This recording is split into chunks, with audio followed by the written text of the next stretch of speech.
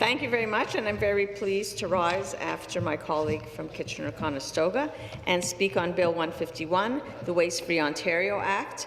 And we've had a lot of speakers already on this bill, and everybody is, I would say, on the same page in terms of more can be done and more should be done. The question obviously comes down to sometimes how to go about this. And as we've heard, there have been a lot of proposals put forward in the legislature from all parties in terms of how can we get everybody on board. And it does sometimes come down to the carrot and the stick.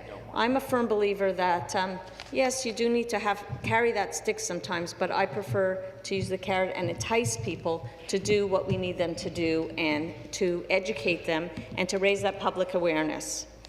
We heard from the member from, let me see, I have it here. Anyhow, I don't want to say his name. He is Ottawa South, that's correct, that and the member from Mississauga, Brampton South, said that there were exactly 240 amendments in committee on this Waste-Free Ontario Act. And that's quite a few amendments. So you can look at it both ways, Madam Speaker. You can look at it that all three parties really took a good look and put a lot of thought and met with a lot of stakeholders and took a lot of advice and wanted to make the bill strong and wanted the bill to pass and to do what it's supposed to do. You can also say that maybe some people weren't doing their homework who wrote the bill, and they could have ensured that not that many amendments needed to be there in the first place, because that's quite a few. Unfortunately, the carbon tax credit bill had over 700 amendments. Now that I find a little bit troubling, because I almost feel like maybe we had to go back to the drawing board and say we didn't get this right the first time, because amendments, in my opinion, are really to make changes but not to the actual guts of what you're trying to achieve with the bill. It's just to ensure that everything is being taken care of and nobody is going to be unfairly disadvantaged by the bill. I did do some research, and I've listened to our critic, the member from Huron-Bruce, who spoke yesterday for over almost an hour on this bill. And what she said that really surprised me, as I mentioned before, in the House, was that the Blue Box program was a PC initiative. And we all know how successful that's been. And I've been joking over and over about why the color blue, and I guess that's not a big surprise why they would choose the color blue, but how easily it could have been that it was a red box program if it had been this government who had started it. But I'm just kidding. We all like the blue boxes. I'm not looking to change the color. But we can improve the blue box program in many municipalities, and I've wondered for decades why there aren't covers for the blue boxes, or at least some kind of bungee cord that hooks on, because we've heard from the member from Simcoe North about the littering that goes on, people throwing cups out of car windows, and yes, unfortunately, that does take place. But too often, I think that the littering on our streets is just from blue boxes that didn't have covers in many municipalities. Toronto has the big blue boxes with wheels that the trucks pick up, and there's pros and cons of that way of managing the program. But in Vaughan, where I live, we have the blue boxes that are just boxes, and people put papers on top without thinking to put something a little heavy on top of there to keep it from blowing around.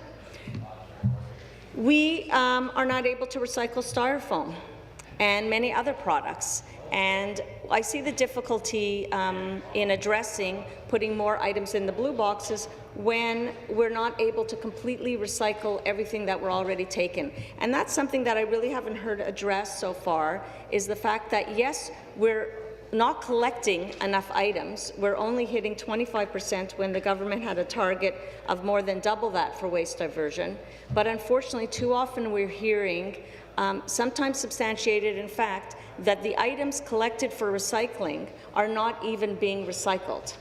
Many of them are just sitting in warehouses. Some of them are obviously going to landfill somewhere, and that's extremely unfortunate because people take the time to buy into these programs, to wash their jars out and their containers out and to put it in the appropriate and to wrap their papers and their cardboard.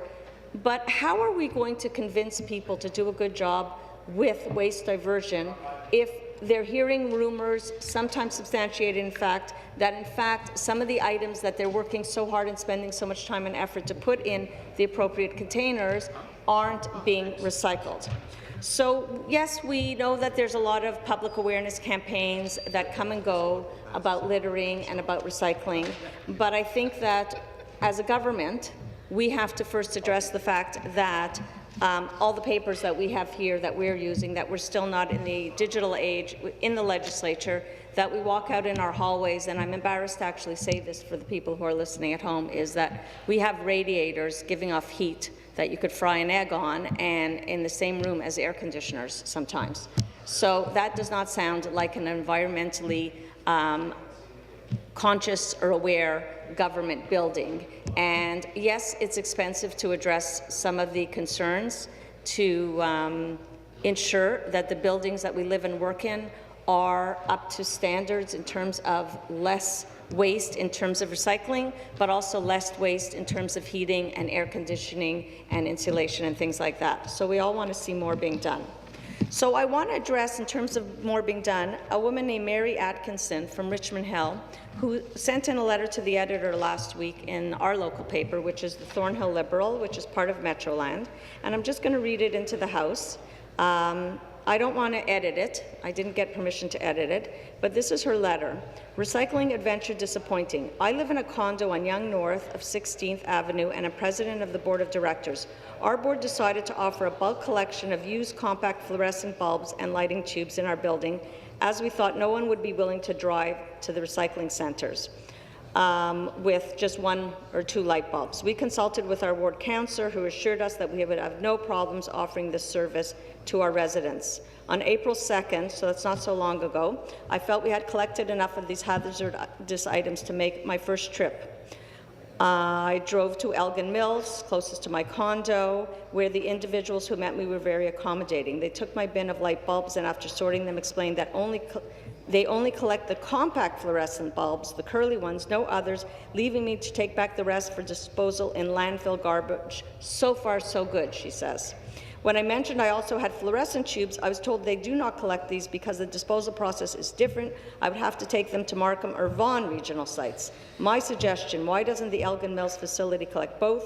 And when a sufficient number of tubes has been collected, transfer them to the Markham or Vaughan sites. Anyhow, I'm going to stop there because it is a long letter. And I just want to say that here's somebody who's taking the time, the president of her condo, to figure out how to encourage people in her building to recycle. She knows that they're not going to bother recycling the bulbs if they have to collect them themselves or bring them themselves. So she develops this little program, and then she's met with roadblocks every step of the way. Eventually, she's told that a condo is a commercial entity, and she has to go to the commercial recycling depots, which are even further. And I do want to give credit to the newspaper because they contacted the Environmental Promotion and Protection at the region of York and Newmarket, who responded to her letter and said that they think that part of the problem was that there could improvements could be made, but part of the problem they felt is that some of the staff at the depots weren't aware of the rules and gave her a bit of the runaround. So I want to commend Mary Atkinson for writing in. I want to commend Laura McDowell, the director of the program at York Region, for responding, but I also want to commend the Thornhill Liberal newspaper of Metroland for taking the time to send the letter before they published it to get a response from the region. Why? Because they want to encourage people. And they're worried that if they just publish that letter on its own, people are going to say, forget it, I'm not going to those depots. Look, they don't know what they're doing. They're making it too complicated, and I don't want to be involved. So congratulations to all of them for a job well done. Thank you, Madam Speaker.